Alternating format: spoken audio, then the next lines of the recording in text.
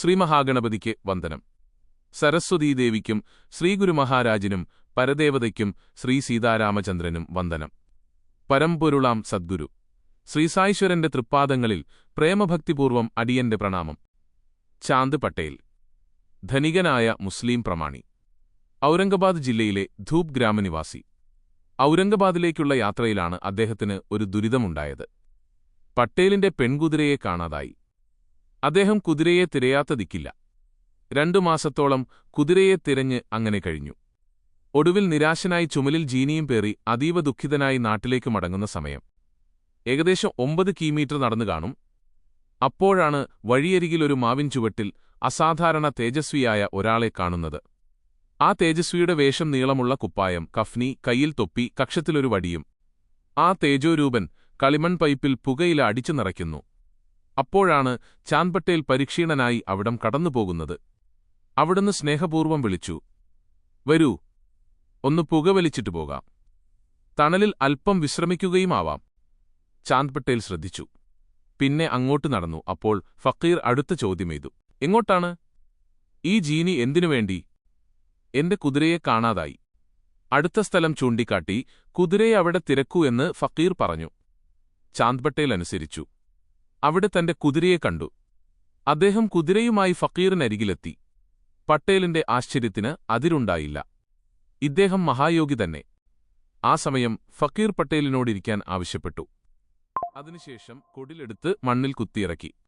അവിടെ നിന്നും ജ്വലിക്കുന്ന ഒരു കനൽക്കട്ട വലിച്ചെടുത്തു. വിസ്മയം പൂണ്ടുനിന്ന പട്ടേൽ അത്ഭുതകരമായ അടുത്ത രംഗവും കണ്ടു. ഫക്കീർ കൈയിലിരുന്ന വടികൊണ്ട് നിലത്ത് ശക്തിയായി അടിച്ചു. ഉടൻ അവിടെ ജലപ്രവാഹമുണ്ടായി. ആ ജലത്തിൽ തുണി നനച്ച് പൈപ്പിൽ ചുറ്റി. പിന്നെ ഫക്കീർ പുകവലിക്കാൻ തുടങ്ങി. ഇതെല്ലാം കണ്ട് പട്ടേൽ പരിഭ്രമിച്ചു. പുകവലിച്ച ശേഷം ഫക്കീർ പട്ടേലിനെക്കൊണ്ടും പുകവലിപ്പിച്ചു.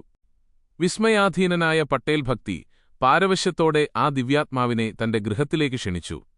അദ്ദേഹം ആ പ്രാർത്ഥന കൈക്കൊണ്ടു. കുറച്ചു ദിവസം പട്ടേലിന്റെ ഗൃഹത്തിൽ തങ്ങുകയും ചെയ്തു.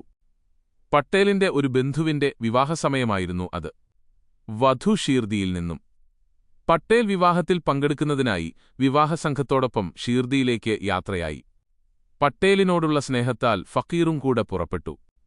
വിവാഹം സമംഗളം നടന്നു. അതിഥികളെല്ലാവരും പിരിഞ്ഞു. പക്ഷെ ഫക്കീർ തിരിച്ചുപോയില്ല. അവിടുന്ന് ഷീർദിയിൽ തങ്ങി. ഷീർദിയുടെ മഹാഭാഗ്യത്തിന്റെ തുടക്കം കുറിക്കുകയായിരുന്നു അപ്പോൾ. "സ്വാഗതം സായി." വിവാഹ പാർട്ടി വന്ന കാളവണ്ടി ഖണ്ഡോബ ക്ഷേത്ര വളപ്പിൽ നിന്നു. ആളുകൾ അവിടെ ഇറങ്ങി. കൂടെ യുവാവായ ഫക്കീറും. തേജസ്വിയായ ആ യുവാവിനെ കണ്ട് ഭഗത് അദ്ദേഹത്തെ "സ്വാഗതം സായി" എന്ന് പറഞ്ഞ് സ്വീകരിച്ചു. അതോടെ മറ്റുള്ള ജനങ്ങളും ഫക്കീറിനെ സായി സായി എന്ന് വിളിക്കാൻ തുടങ്ങി. പിന്നീട് സായി എല്ലാവരുടെയും സായിബാബയായി മാറി. അങ്ങനെ സായി ഷീർദിയിൽ താമസമായി. ഒരു മസ്ജിദിൽ. അവിടുന്ന് സദാ സന്തുഷ്ടനായിരുന്നു. ചിലപ്പോൾ അവിടുന്ന് മാരുതിക്ഷേത്രത്തിൽ പോയിരിക്കും, അല്ലെങ്കിൽ ചാവടിയിൽ. അതുമല്ലെങ്കിൽ ദേവിദാസിന്റെ കൂടെ. യോഗിയായ ദേവിദാസ് വളരെ മുമ്പേ ഷീർദിയിൽ താമസമാക്കിയയാളാണ്. ഏറെ താമസിയാതെ ജാനകിദാസ് ഗോസായി എന്ന യോഗി ഷീർദിയിലെത്തി. അദ്ദേഹത്തിന് സായിയെ വലിയ ഇഷ്ടമായി. സായിക്കും. ഇരുവരും പരമാനന്ദത്തിൽ മുഴുകി പരസ്പരം സമയം ചെലവഴിച്ചു. ഷീർദിയിൽ ഇടയ്ക്കിടയ്ക്ക് വന്നുപോയിരുന്ന ഒരു തപസ്വിയായിരുന്നു ഗംഗാഗീർ. അദ്ദേഹം ആദ്യം കാണുമ്പോൾ സായി തൂക്കക്കുടങ്ങളാൽ വെള്ളം കോരി ചെടി നനയ്ക്കുകയാണ്. സായിയുടെ തിരുമുഖം നേരിട്ട് ദർശിച്ചപ്പോൾ ആ യോഗീശ്വരൻ പരസ്യമായി പറഞ്ഞു, "ഇത് വിലതീരാത്ത രത്നമാണ്." ഇദ്ദേഹവുമായുള്ള സംസർഗത്താൽ ഷീർദി അനുഗ്രഹിക്കപ്പെട്ടിരിക്കുന്നു. ഇദ്ദേഹം സാധാരണക്കാരനല്ല. മഹാസിദ്ധനായിരുന്ന അക്കൽക്കോട്ടെ മഹാരാജിന്റെ ശിഷ്യൻ ആനന്ദനാഥ് സായി ബാബയെ കണ്ടപ്പോൾ വിസ്മയിച്ചുപോയി. അദ്ദേഹം പറഞ്ഞു, "ഇത് വിലയേറിയ രത്നം. ഇപ്പോഴിത് ആരുമറിയുന്നില്ല. ഒരു കാലം വരും, അന്ന് നിങ്ങൾ ഇക്കാര്യം അറിയും. എന്റെ ഈ വാക്കുകൾ ഓർമ്മിക്കുക." ആദ്യകാലത്ത് സായിബാബ മുടി വെട്ടിയിരുന്നില്ല. അത് നീട്ടി വളർത്തിയിരുന്നു, ഒരു അഭ്യാസിയുടേതുപോലെ. ഷീർദിയിൽ നിന്നും 9 നാഴിക അകലെയാണ് റഹഡ. സായിനാഥൻ അവിടെ പോയി തിരിച്ചുവരുമ്പോൾ മുല്ലക്കമ്പ്, മഞ്ഞപ്പൂക്കളുണ്ടാകുന്ന ചെടിയുടെ തൈ എന്നിവയും കൊണ്ടുവരും. തൂക്കക്കൈകളാൽ അത് നടും. അതിന്റെ നനയും പരിചരണവും അവിടുന്ന് തന്നെ. താത്തുകൊടുക്കുന്ന മൺകുടങ്ങളിലാണ് വെള്ളം കോരിച്ചെടി നനയ്ക്കുക. നന കഴിഞ്ഞാൽ കുടങ്ങൾ വേപ്പിൻ ചുവട്ടിൽ വയ്ക്കും. ചുട്ടെടുക്കാത്ത കുടമായതിനാൽ അത് കുതിർന്ന് ഉടഞ്ഞുപോകും. പിറ്റേ ദിവസവും താത്തുകുടങ്ങൾ നൽകും. 3 വർഷത്തോളം അവിടുന്ന് ചെടികളെ ഇങ്ങനെ പരിചരിച്ചു. അതിന്റെ ഫലം അതിമനോഹരമായൊരു പൂന്തോട്ടമായിരുന്നു. അക്കൽക്കോട്ട് മഹാരാജിന്റെ ശിഷ്യനാണ് ഭായി കൃഷ്ണാജി. പരമഭക്തൻ. നിത്യവും ഗുരുനാഥന്റെ ചിത്രത്തിൽ ആരാധന നടത്തും. ഒരിക്കൽ അദ്ദേഹത്തിന് തോന്നി, അക്കൽക്കോട്ടേക്ക് പോയി തന്റെ ഇഷ്ടദേവതയുടെ തൃപ്പാദങ്ങളിൽ നമസ്കരിക്കണം. എങ്കിലേ തന്റെ കാൻ താൽപ്പര്യമില്ലായിരുന്നു. ചിലപ്പോൾ പുഴക്കരയിലെ ബാബുൾ മരച്ചുവട്ടിലിരിക്കുന്നത് കാണാം. ചില സായാഹ്നങ്ങളിൽ നിമഗോൺ വരെ നടന്നുപോകും. അവിടെ എത്തിയാൽ ത്രയംബക് ജി ഡംഗാളിയുടെ ഗൃഹത്തിൽ ചിലപ്പോൾ ചെല്ലും. ബാബയ്ക്ക് അദ്ദേഹത്തെ ഇഷ്ടമായിരുന്നു.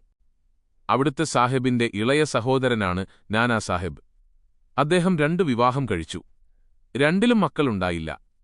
ഈ കഠിന ദുഃഖവും പേറി നടക്കുമ്പോഴാണ് സായിദർശനമുണ്ടായത്. അവിടുത്തെ കൃപയാൽ സന്താനമുണ്ടായി. അതോടെ ബാബയുടെ കീർത്തി 10 ഇരട്ടി വർദ്ധിച്ചു. ജനങ്ങൾ ഷീർദിയിലേക്ക് ഒഴുകാനും ആരംഭിച്ചു. പകൽ മുഴുവനും ഭക്തന്മാരാൽ പരിസേവിതനായി അവിടുന്നിരിക്കും. രാത്രിയിലൊറ്റയ്ക്ക് ജീർണിച്ച മസ്ജിദിൽ ഉറങ്ങും. ബാബയ്ക്ക് ആകെയുള്ളത് പുകവലിക്കാനുള്ള ഒരു കുഴൽ, കുറച്ച് പുകയില, ഒരു ടിൻപാത്രം, നീണ്ട കഫ്നിക്കുപ്പായം, ഒരു ചെറുവടി. ശിരസിൽ വെള്ളത്തുണികൊണ്ട് വട്ടത്തിൽ കെട്ടി അതിന്റെ തുമ്പ് ജടപോലെ പിരിച്ച് പിനച്ചിട്ടിരുന്നു. ഒരു കഷ്ണം ചാക്കിലായിരുന്നു അവിടുന്ന് ഇരുന്നരുളിയത്. ഷൂസോ മെതിയടിയോ സായീശ്വരൻ ഉപയോഗിച്ചിരുന്നില്ല. തണുപ്പകറ്റാനായി എപ്പോഴും ധുനി എരിയിച്ചിരുന്നു. തെക്കോട്ടു നോക്കി അഴിയിൽ കൈയും വച്ച് അവിടുന്ന് ചാക്കു തുണിയിലെങ്ങനെയിരിക്കും. ധുനിയിലെ തീനാമ്പുകളിൽ വിറകുകൊള്ളികൾക്കൊപ്പം ആശയവും അഹന്തയും ചിന്തയും അല്ലാമാലിക് എന്ന നിരന്തര ജപത്തോടെ അവിടുന്ന് ഹോമിച്ചിരുന്നു. ഭക്തന്മാർ അവിടെ വന്ന് സായീശ്വരനെ ദർശിക്കും. മസ്ജിദിലേക്ക് വരും മുമ്പ് കുറച്ചുകാലം താക്കിയയിൽ മുസ്ലിം പ്രാർത്ഥനാസ്ഥലം താമസിച്ചിരുന്നു. അക്കാലങ്ങളിൽ അവിടുന്ന് ചിലങ്കകെട്ടി മധുരമായി പാടി ആനന്ദനൃത്തമാടിയിരുന്നുവത്രേ. ആദ്യകാലങ്ങളിൽ സായീശ്വരന് വിളക്കുകൊളുത്തുന്നത് വലിയ ഇഷ്ടമായിരുന്നു. ഇതിനുള്ള എണ്ണ കച്ചവടക്കാരിൽ നിന്നും ശേഖരിക്കും. കുറേക്കാലം കഴിഞ്ഞപ്പോൾ കച്ചവടക്കാർക്ക് സൗജന്യമായി എണ്ണ കൊടുക്കുന്നതിൽ താൽപ്പര്യം കുറഞ്ഞു.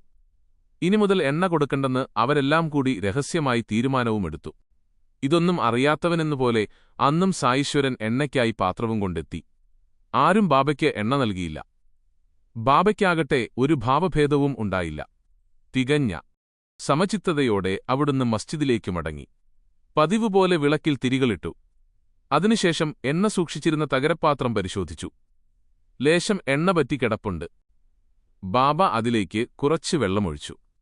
പിന്നീട് കുടിച്ചു. വീണ്ടും എണ്ണപ്പാത്രത്തിലേക്ക് വെള്ളം പകർന്നു. അത് വിളക്കുകളിലെല്ലാം ഒഴിച്ചു. അതിനുശേഷം അവിടുന്ന് അതിൽ തിരികൊളുത്തി. അത്യത്ഭുതം! തിരികളെല്ലാം തേജസ്സോടെ ജ്വലിക്കാൻ തുടങ്ങി. ആ രാത്രി മുഴുവനും മസ്ജിദിനെ പ്രകാശപൂരിതമാക്കിക്കൊണ്ട് ജലദീപങ്ങൾ ജ്വലിച്ചുനിന്നു. ബാബ ചെയ്തതെല്ലാം മറഞ്ഞിരുന്നു കണ്ട കച്ചവടക്കാർ ഞെട്ടിപ്പോയി. അവർക്ക് പിന്നാടൊരു വഴിയേ ഉണ്ടായിരുന്നുള്ളൂ. അവിടുത്തെ ശരണം പ്രാപിക്കുക, ക്ഷമയാചിക്കുക. മടികൂടാതെ അവരതു ചെയ്തു. ദയാതീതനായ ബാബ അവരെ സമാധാനിപ്പിച്ചയച്ചു. ജവഹറലി പണ്ഡിതനും വാഗ്മിയുമാണ്. വിശുദ്ധ ഖുർആൻ മുഴുവനും നാവിൻ തുമ്പിൽ. ധാരാളം ജനങ്ങൾ അദ്ദേഹത്തെ വന്ദിച്ചിരുന്നു. അഹമ്മദ്നഗർ വാസിയായ ജവഹർ അലി ഒരിക്കൽ ശിഷ്യരോടൊപ്പം അവിടം വിട്ടു.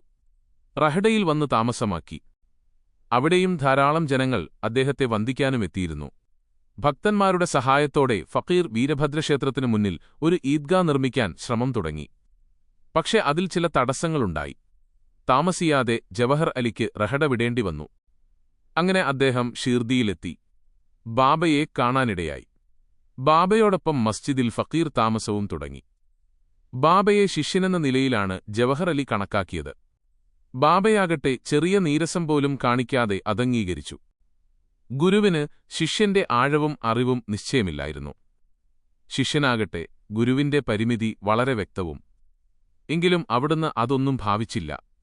ഗുരുവിനെ നന്നായി പരിചരിച്ചു. ഇതിനിടയിൽ ഗുരുശിഷ്യനുമായി റഹഡയിലേക്ക് താമസം മാറ്റുകയും ചെയ്തു. ഷീർദിവാസികൾക്കതിഷ്ടമായില്ല. അവർ തങ്ങളുടെ സായിയെ കൊണ്ടുവരാനായി റഹഡയിലെത്തി. ബാബയെ കണ്ടു ആഗമനോദ്ദേശവും അറിയിച്ചു. പക്ഷേ ബാബ അത് സ്വീകരിക്കാൻ കൈയില്ല. വേഗം പൊയ്ക്കോളൂ, ആ ഫക്കീർ ഉഗ്രക്കോപ്പിയാണ്. അദ്ദേഹം വരുമ്പോൾ നിങ്ങളെ കണ്ടാൽ പ്രശ്നമാകും. അപ്പോഴേക്കും ഫക്കീർ തിരിച്ചെത്തി. ശിഷ്യനെ കൊണ്ടുപോകാനാണ് ഷീർദിക്കാർ വന്നതെന്നറിഞ്ഞ് കോപിഷ്ഠനായി. പക്ഷേ ഗ്രാമീണരും വിട്ടുകൊടുത്തില്ല. ഒടുവിൽ ഫക്കീറിന് വഴങ്ങേണ്ടി വന്നു. ഫക്കീറിന് ബാബയെ പിരിയുന്ന കാര്യം അസഹനീയം. ഒടുവിൽ ഫക്കീറും ബാബയും ഷീർദിക്കാർക്കൊപ്പം ഗ്രാമത്തിലേക്ക് മടങ്ങി. ഷീർദിയിൽ ജ്ഞാനിയും പണ്ഡിതനുമായി ഒരു താപസനുണ്ടായിരുന്നു. ദേവിദാസ്.